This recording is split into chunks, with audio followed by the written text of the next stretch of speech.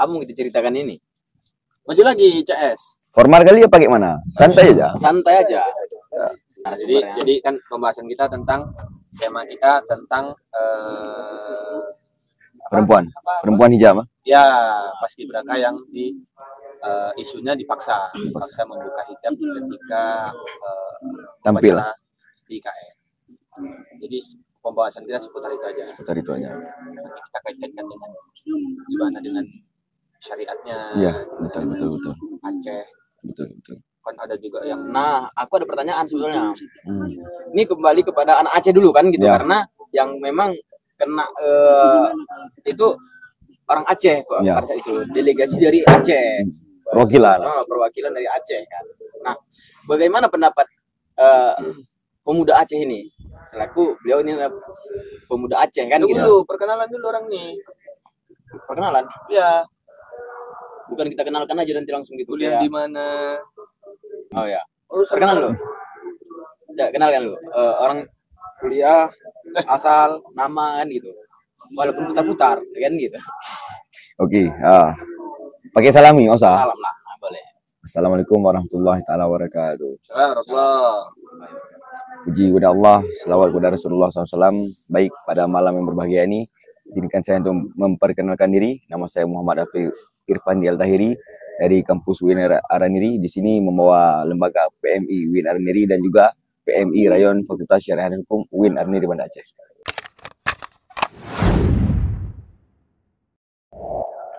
Oh, dari PMI. Betul, karena PMI ini apa kepanjangan PMI? Pergerakan Mahasiswa Islam Indonesia. Lama. Sudah lama masuk PMI. Baru masuk, tapi sebelum-sebelumnya udah mulai pantau-pantau juga.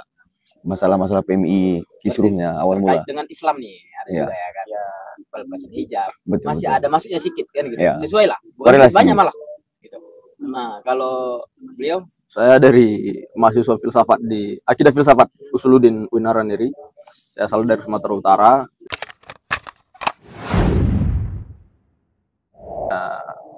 Ini kali pertama saya diundang di acara seperti ini. Masya Allah.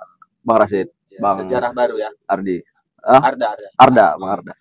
Jadi satu kehormatan, terima kasih udah saya disajikan kopi, saya disajikan tempat yang alhamdulillah cukup membuat saya berkesan lah. Cuaca seperti ini mendukung gitu. Dan saya masuk frame di YouTube yang 12.000 Masya Allah. subscribernya. Penontonnya atau subscribernya. Subscriber. Ini achievement atau capaian yang cukup luar biasa. Terima kasih ya Bang Abang. Iya. Jadi belum. Berarti ada yang belum beliau sebutkan. Apa tuh? Nama saya Ya, Jaki. betul. Iya. Boleh dipanggil Alang juga. Alang. Iya, alang-alang. Alang itu apa sih? Alang itu kalau kita di orang Melayu, anak ketiga. Oh ya, itu alang. Alang. Berarti ada namanya Tok Alang. Ya, atau Alang. Itu berarti diadopsi dari anak ketiga. Dia anak ketiga berarti. Penyebut kata ganti anak keberapa? Kalau anak pertama itu Ayung. Kedua itu Ngah. Yang ketiga Ngah. Angah boleh. Oh, Ngah kalau aksen kita orang Batubara kan. Yang ketiga itu Alang, yang keempat itu Uda kalau di Batak, tapi kalau di kami aksen Batubara Udo jadi. Oh iya. Baru anak-anak terakhir bisa Itih, terakhirnya Ucu. Gitu. Jadi Alang juga boleh, Jack juga boleh. Ya seringan lisan abang-abang sekalian lah. Jeki kemari gitu. Boleh. Masuk agak lambat. Kalau Jeki kan family apa ya? Banyak ya. Familiar dipanggil orang itu Jack gitu ya. Pasaran ya. Bang Jack kayak gitu ya, lebih pasaran. Ya boleh. Jadi sembari podcast kita sembari itu sebenarnya membangun branding nama. Betul. Personal branding. Iya, betul. Budaya juga branding. Iya. Semua. Ini baik. Ini songket Melayu juga nih buat warna. Jadi udah sudah persiapan. Ya, jadi jangan salah tuh. Nah, beginilah khasnya pemuda Aceh yang mereka itu kemana-mana. Ya biasa menggunakan sarung, peci. Nah, karena kita lihat mereka ini dari Aceh ini terkait syariat Muslim. Jadi mereka itu nggak malu mengenalkan bahwa jati diri mereka, karakternya Aceh itu memang harus ada, betul. Saya senang kali dua orang yang memang membawa ciri khas masing-masing dari daerahnya masing-masing ya. Betul. Kita senang. Batu bara ya kan, berarti dikenal dengan songketnya. Iya betul. Dari Aceh kenal ya dengan syariatnya, kadang mereka menggunakan pakaian. Memang betul khas karakter ya. Ada identitas lah di situ yang diperkenalkan, tanpa berkenalan orang udah bisa lihat, oh ini orang dari satu daerah ini, Langsung menanda lah. ya. Tanda pengenal. Nah, terkait isu yang kita lihat kemarin, sama-sama kan gitu, besarnya isu ini sangat besar sampai terviral seluruh Indonesia. Kalau kita tahu bahwasanya ada pihak BPIP ataupun ketua BPIP melarang penggunaan hijab dari delegasi yang menggunakan hijab. Ya kan, atau perwakilan yang menggunakan hijab. Bagaimana coba menurut dari pemuda Aceh ataupun Bang Afif gitu? Jadi kalau saya sendiri dari pemuda Aceh melihat sangat-sangat miris ya, karena kan Aceh ini kan dari awal mula lahirnya Aceh, datangnya agama Islam ke Aceh itu kan memang full dengan syariat Islam dari masa ke masa. Ya walaupun sekarang kita lihat syariat Islam itu cuman kadang-kadang kita melihat slogannya saja, tapi penerapannya masih ada. Tapi yang saya melihat dari delegasi Aceh dilarang memakai hijab itu kan sangat-sangat menentang dan juga melawan dari hukum yang sudah ada di Aceh. Jadi istilahnya mereka tidak menghormati raja-raja sebelumnya. Betul. Ya, itu satu. Kemudian yang kedua, mencela dari Pancasila. Sila kedua, ketuhanan yang Maha Esa. Jadi mana bentuk dari pengamalan dari Pancasila yang kedua tadi, ketuhanan yang Maha Esa. Jadi kan itu secara tidak langsung melecehkan. Jadi Islam yang minoritas di Aceh maupun di Indonesia jadi kemana mau dibawa? Mungkin itu aja statement pertama dari saya, pendapat. Oh, apalagi mereka itu adalah orang-orang yang menyandang Pancasila ya. Iya, mereka betul. Itu badan pengelola ideologi Iya, Pancasila. Pancasila. Jadi terkait itu ada sila kelima juga berarti. Betul. Keadilan bagi seluruh rakyat Indonesia. Oh iya, ada nyambungnya ternyata. Mereka itu adalah orang-orang yang memang berpikir ke ideologi Pancasila. Nah, bertepatan ini hari kemerdekaan Indonesia kan? Iya, betul. Berarti mereka itu menutup secara tidak langsung, tidak memberikan kemerdekaan terhadap tadi kan gitu. Keadilan tadi kan gitu. Setiap bagi orang yang berumat, berarti jurusannya kan gitu. Iya. Oh, sangat bagus. Nah, bagaimana dengan Bang Jack? Bang Jack ya. Bang Jack. Saya mula-mula menarik diri untuk berbicara tentang ini. Karena saya masih memantau gelombang peristiwa yang ada di Indonesia. Apa yang akan terjadi lagi sepekan ke depan, atau ya sepekan lalu kita udah bisa lihat kan apa-apa aja peristiwa itu. Sehingga saya menarik diri sampai pada akhirnya saya memutuskan untuk datang kemari, karena kita bagian dari media. Kalau saya narasumber, saya dilindungi narasumber itu tidak bisa dikenakan delik. Betul. Itu yang jadi alasan saya untuk mau berbicara malam ini. Betul. Yang awalnya saya menarik diri, ini yang membuat saya berbicara kembali. Apa itu? Kenapa saya menarik diri? Sepekan lalu saya dalam waktu sepekan kita menyaksikan banyak peristiwa. Betul. Dari pertama nih kita bilang Ketum Golkar mengundurkan diri. Erlangga. Ya. Bahkan persoalan Pak Bahlil narik kursi Kapolri aja di IKN tuh rame juga tuh. Bahkan apalagi soal kucuran dana untuk kendaraan di IKN. Iya, betul. Kemerdekaan ya. Bahkan itu ada isu-isunya untuk penangkal hujan di situ kan. Betul. Jadi ada isu-isu yang sebenarnya kita harus concern ke sana.